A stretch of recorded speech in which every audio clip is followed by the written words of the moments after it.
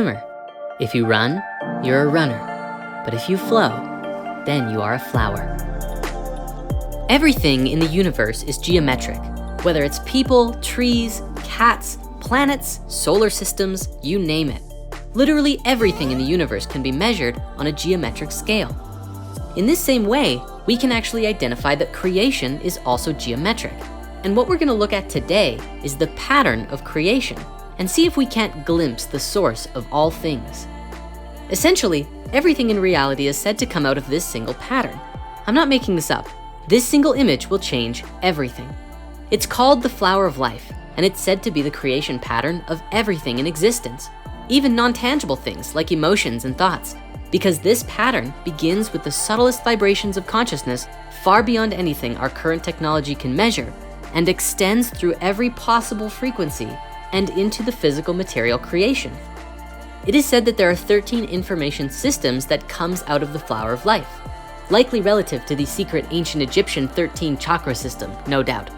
Today, we're going to look at how the physical reality manifests, which is one of the 13 systems. It's also important to note that at first, this might not make sense. I ask that you watch with an open mind and try and see if this resonates with you. As always, have your own experience. Take what resonates and leave the rest behind. One more thing, by learning about sacred geometry simply by observing, you're absorbing only a very small amount of information. If you want to learn more, I recommend you draw it yourself. When you do this, you begin to see things in a new way. You begin to create new mental patterns and connect with your own higher understanding. Promise.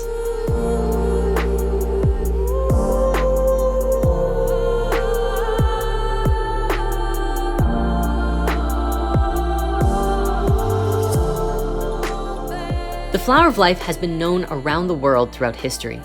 It was found in Ireland, Turkey, Israel, Egypt, China, Greece, Germany, India, and Iceland. It's also been recorded to be found in England, Tibet, Japan, Sweden, Lapland, the Yucatan, and about 14 other places. This thing is everywhere. Surely a pattern of such global significance must mean something, right? This pattern is called a flower, not just because it looks like a flower, but because it represents the cycle of a fruit tree. A fruit tree makes a little flower, which then goes through metamorphosis and becomes a fruit. Within that fruit contains a seed, which falls to the ground and grows into another tree. The cyclical nature of reality is seen as the flower, fruit, seed, and tree, which is a pattern created within and through this very geometry. We can relate this with many ancient wisdom teachings that already exist in more prominence on this planet. For example, we can see it in Christianity and the Hermetic teachings, which spoke on the Word of God. The flower of life is known as the source of all language, the primordial root of all vibration, which stems from pure beingness. We can also see a connection here to the Tao, the word of which translates to the way. In one of the shortest verses in the Tao Te Ching, it says, the Tao moves through returning. The Tao is used through yielding. All things are born of being. Being is born of non-being. Are you picking up what I'm throwing down? The flower of life is a cyclical pattern, part of a greater whole, the wisdom of which is reflected in many traditions the world over. In this, we might find an intrinsic unity and use the flower of life to recognize that all belief systems are connected if we are only willing to look and see how. Now, to understand the flower of life, we must discuss how it's formed. Imagine consciousness or spirit floating in the void, which means it's nothingness and then consciousness, pure awareness. We cannot possibly put an actual drawing on it because it's formless and beyond any image. But let's use this Eye of Ra for now. In this void space, you can't do anything. You're not falling, because where would you fall to? There's just nothing. From here, this formless, indescribable perfection decides to do something. So it projects a beam of its awareness in one direction, which naturally leads to the creation of 6 spatial directions. Awareness to the front is mirrored to the back, naturally then left and right, and then up and down also come about. And doing this creates an octahedron of its own awareness, where relative movement is now possible in relationship to this shape. This is significant because the octahedron is considered relative to the mind, and the Hermeticists would often describe that all is a creation within the mind of God. So it would make sense that this shape would be instrumental in forming even the first sphere. And that is actually the next step, to spin the octahedron with such intensity that it becomes a perfect sphere. Remember, sacred geometry started when spirit made its first projection into the void. The void is nothingness, and these forms created are also nothing. They're just imaginary lines made out of consciousness, which gives you an indication of what reality might actually be. Nothing. In Hinduism, one word for the reality field is called Maya, which means illusion. Now that the first sphere is created, spirit has an awareness of what's around itself in 360 degrees. It moves to the very edge of the sphere, anywhere, and repeats what it did the first time. It creates this image, which contains the Vesica Pisces.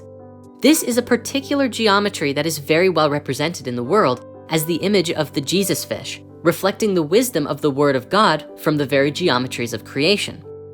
Mathematically speaking, within the Vesica Pisces is a vast amount of knowledge about width, proportion, and depth.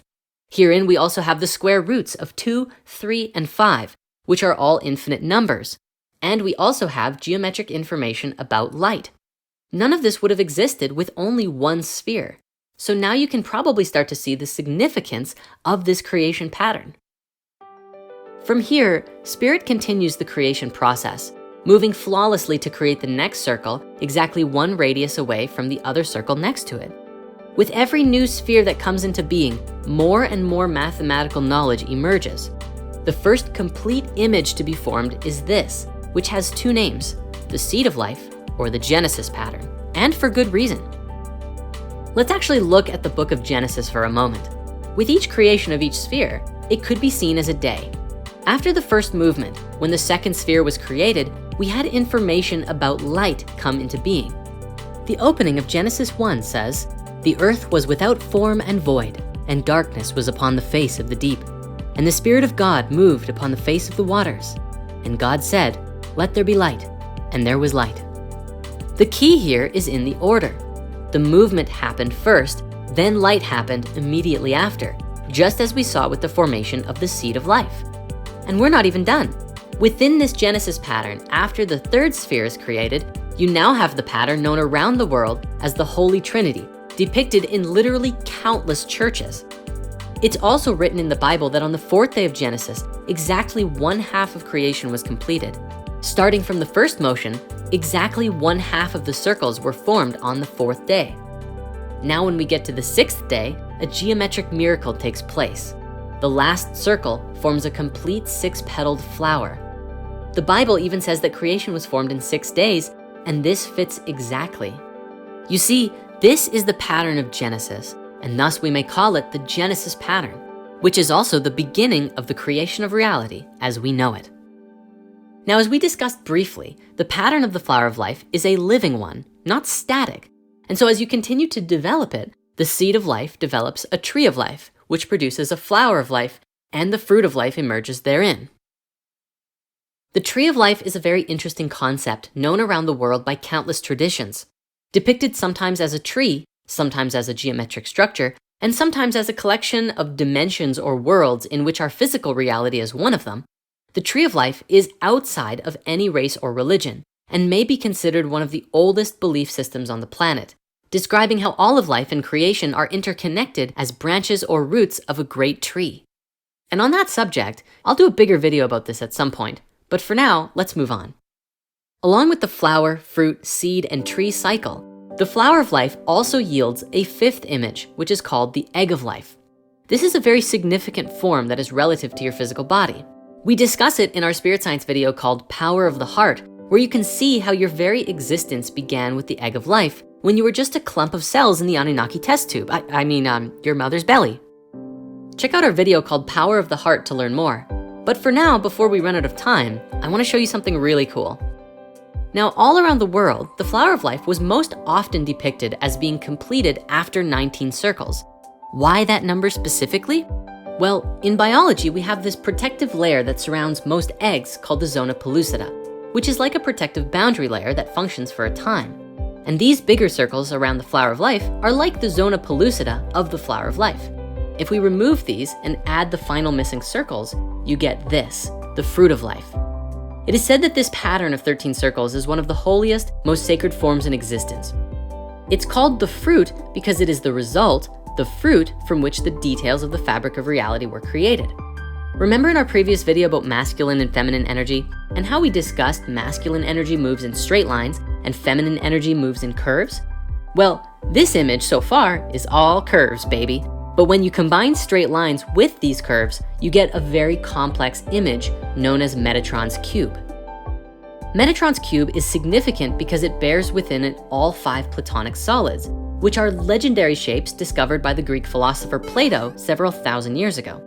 The 5 Platonic solids all have very specific characteristics by definition. First, all of its faces are the same size. Second, the edges are all about the same length. And third, it only has one interior angle between each face. What's more, when put inside of a sphere, all of the points will touch the edge of the sphere perfectly. With that definition, there are only 5 shapes that fit that description. These are the dodecahedron, the tetrahedron, the octahedron, the icosahedron, and the hexahedron. These 5 shapes were considered by the ancient alchemists to have an elemental aspect to them as well. The tetrahedron was considered fire, the cube was earth, the octahedron was air, the icosahedron was water, and the dodecahedron was ether. The sphere itself was voidness. This understanding of the elements are different than the periodic table we know today, but relate instead with the archetypal forces that reality was foundationally built upon. With that said, it is known today that the periodic table of elements is also relative to these shapes. In the 1980s, Professor Robert Moon at the University of Chicago demonstrated that the entire periodic table of elements can be related back to these essential geometries. You can read an article about it in the description if you're super keen to go deeper. You see, throughout modern physics today, along with chemistry and biology, the sacred geometric patterns of creation are being rediscovered. Another example is the egg of life that I showed you earlier, literally showing up in your intrinsic cellular structure from conception. Hopefully, this will help you to understand and witness the beautiful unity amongst all things. It doesn't matter what you believe, what religion you follow, or if you're strictly an atheist scientist. Bearing witness to the truth of this pattern of creation yields understanding that all things are connected by something greater than any of us can truly comprehend. Thanks for watching.